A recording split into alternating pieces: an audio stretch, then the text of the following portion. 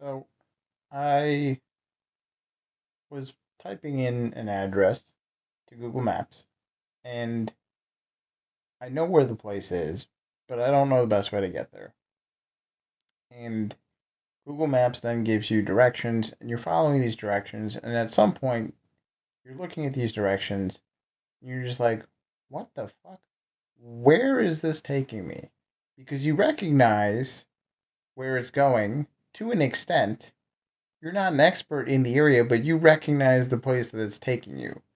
And for me, that is Lower Wacker Drive.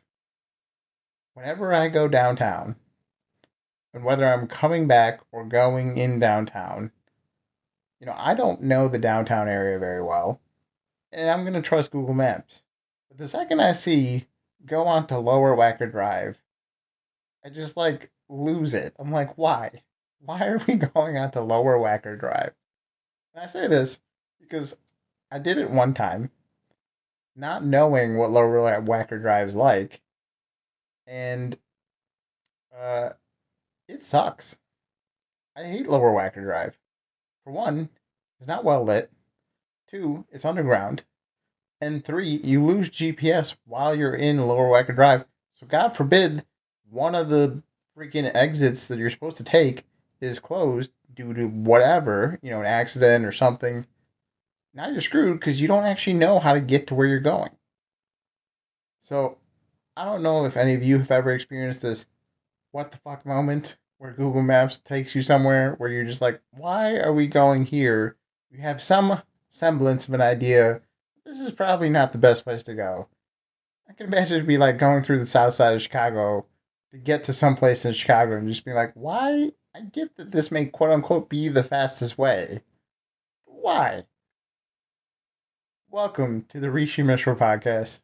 I'm your host, Rishi. And that's right, I am back. This is season 2 of the Rishi Mishra podcast. It is not going to be the last podcast, or I should say, the last episode is not going to be the very last podcast. I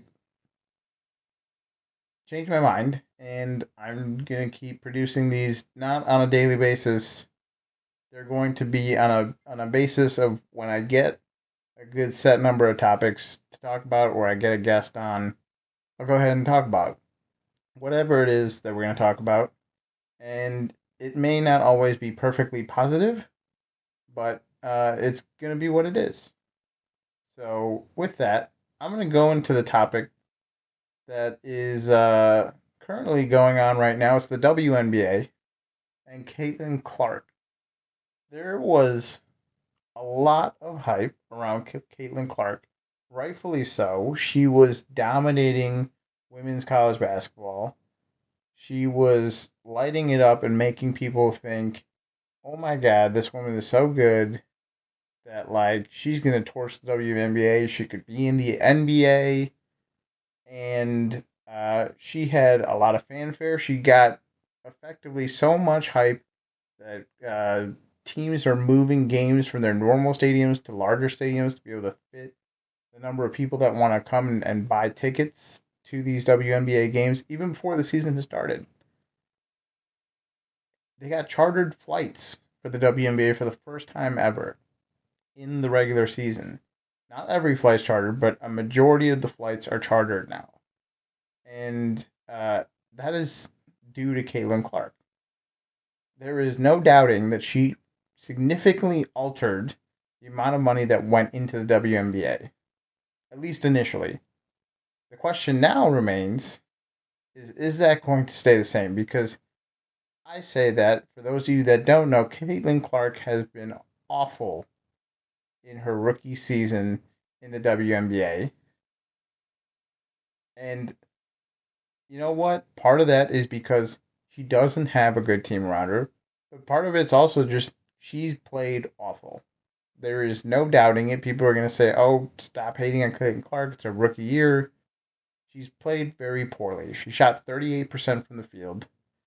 And she has an enormous amount of turnovers in comparison to assists. It's not a good thing. And I think the hype around Caitlin Clark has very, very quickly just plummeted. because people are realizing, like, oh, she's not going to dominate the WNBA. She's going to just be another WNBA star. And quite honestly, right now, she's not even playing like a WNBA star. Now, I will say this: she is definitely one of the most heavily guarded WNBA players that are out there. Like the amount of attention on her is enormous in terms of the defense that teams are playing. I think every single person that's playing defense against her is basically taking it as a challenge, and when they do well, they're making sure to let people know, like, hey, I was able to stop Caitlin Clark. That's something. She got hip checked in the third quarter of a game against Chicago Sky. Completely ridiculous foul. And Angel Reese and some of the players on the bench got up and clapped. I'm sorry, but there's certain things you can clap for. That is not one of them. Like if your player makes a good play, sure. If your player makes a good block, or if they're playing defense when she has the ball, sure. But this is Caitlin Clark getting hip checked in the third quarter of an inbounds play before the ball had even been inbounded. So, yeah, there was definitely a lot of attention and a lot of hate on Caitlin Clark from the WNBA players. Uh, but at the same time, she's also not playing very well. And so that has completely just killed the hype of anything in the WNBA for Caitlin Clark. And so the concern that I have is that, yeah, there's a lot of hype this year and going into the season. Come next season, all that hype's going to be down. And I think, unfortunately, ticket sales and the desire for people to see these games are going to go back to where they were before, because the WNBA is just not as good a product as the NBA. And it's been proven by the number of people that want to watch the games. If you're saying, hey, the WNBA is just as good, you need to be able to explain why it is that there are not the same number of people watching the games. There is nothing that prohibits them from doing so. So that's kind of my spiel on Caitlin Clark, and my concern is the WNBA basically back to square one next year? That's going to be an interesting thing to look at. And then next topic is going to be about videos. So when you're scrolling on like Instagram or Facebook or I don't know how TikTok works. I don't have a TikTok, but in that sense. But when you're scrolling, YouTube is another one where you're looking at these videos. These like 1 minute videos, 30-second videos. These videos all have one thing in common. They either have commentary or they have music. You are rarely ever going to get a video that doesn't have one of those two. And the reason being is because the music is what makes the videos so special. If you watch one of these videos on mute, a majority of the time, short of it being a absolutely beautiful nature landscape, if you watch one of these videos on mute, it's probably not as good. And or if you even not even if you watch if you just took like and there's no way to do this unfortunately I don't think, but basically if you take the music out and just leave like the natural sound that you hear from the video, it's just going to be like 10x worse than with the music. The music is what makes the video. Music is what makes it interesting and what makes it what people want to actually like be like, wow, this is a great video. Like this is amazing. It gives you the feels. And so I challenge you to like on a video where it makes sense to mute the video, watch it, and you're gonna see it's definitely not as good. And what I'm saying is not like to try and ruin these videos for you, but it's to point out like how good the music is and like that the talent of the artist and what you're listening to is what makes things great. So that's the second topic. The third topic is authentic food. I went into a pizza place. They also do gyros, and it's sandwiches. But their main thing is pizza. That's their on their name, called Louis Pizza. I think it's yeah. So and I went in there and I went to get a pizza. I was hungry. I wanted something for dinner. Normally don't eat pizza if I can, but at this point, my diet has kind of been sporadic in terms of healthy versus not healthy. And so I try and get a pizza. Unfortunately, pan pizza takes they're like, it's going to be like 35, 45 minutes. I'm like, okay, I'm not waiting that long. And they said, okay, we could make a double dough pizza. So I get this double dough pizza, and it tastes great. But one of the reasons I bring this up is because prior to me ordering that pizza, this woman had walked in, and she went up to the counter and started talking to the person behind the counter. The person behind the counter, like, he knew English, but it seemed like he didn't know English, like it wasn't his first language, like it wasn't like perfect. And so I was like, okay, this guy's like, this might be an authentic Italian place. Like if when the people don't fully know the native language, like, and they're making Italian food, maybe it's like legit Italian type of food, right? Like I don't know. I just think the question is, how do you tell if something is authentic? And obviously that's like, for a lot of people it's like, oh, that's a terrible way to tell if something is authentic. Like, how the person acts is not a great way.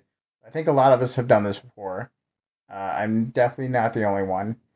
And I would say that it's a very good question of how you know what authentic is. I guess the biggest thing is being from that country, being able to understand and being able to taste what that type of food is very important. In America, the problem is that there's so many different foods, and like, we're an amalgamation of all different countries bringing their foods over. You got Italian food, French food, Thai food, British food, Mexican food. Like, you still have Spanish food with tapas style stuff, Indian food, Japanese food, Chinese food. Like, all this stuff gets brought over to America, and then there's quote unquote American food. I don't know what I would even consider American food at this point. Like, short of like, is a burger the only thing that's truly American food? Like, a pizza, it originated in Italy. French fries, like, I don't actually.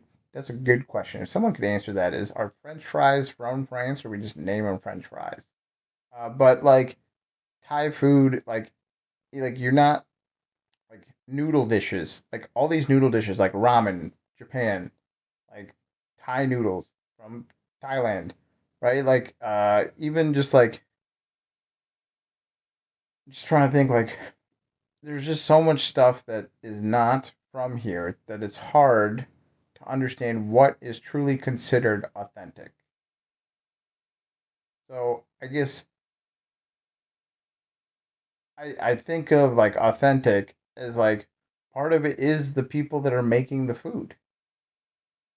If the people that are making the food seem like they're authentically that culture, doesn't even have to be from that place, but that culture.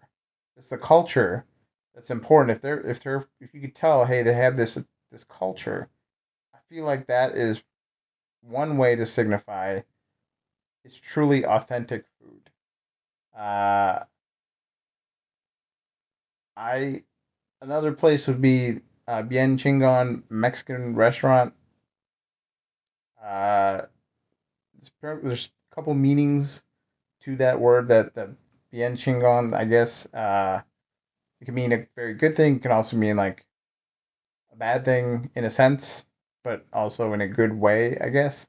I'm not really too sure how to say this, but I was like, oh, I don't know why, but I felt like it was authentic Mexican food, and it had nothing to do with, like, it was just like the atmosphere of the restaurant, but also just like the fact that they took the time to check the temperature of their food, uh, of the seafood. Like, after it was cooked, I was like watching this guy like literally take a thermometer, like pro or whatever, to the shrimp. I'm like, okay, I trust this place. this feels authentic that they're like legitimately like, hey, they're checking it. They care that their name, their reputation is important to them. And so I felt like it was authentic in that sense. They also seem to make their tortilla chips fresh, which is another sign of authenticity. They have a salsa bar with many different sauces that change on a regular basis. So all these things combined made it seem like, hey, this is an authentic Mexican restaurant. I don't know what your criteria would be for authentic food, but like that would be something that would be interesting to know. What are other people's criteria for authentic food? With that, I'm going to sign off. I'm going to let you guys know that season one is going to be archived completely. I am going to do that. I don't know if anybody wants to listen to previous episodes from season one. If you do, please contact me at the Risha Mishra Podcast on Instagram, or if you know me personally, go ahead and contact me that way. But prefer contact through the Instagram platform if you can. If you ever want to listen to anything from season one, go for it. Let me know. I will try and send that to you. Otherwise, have a great day, and I will see you on the next episode.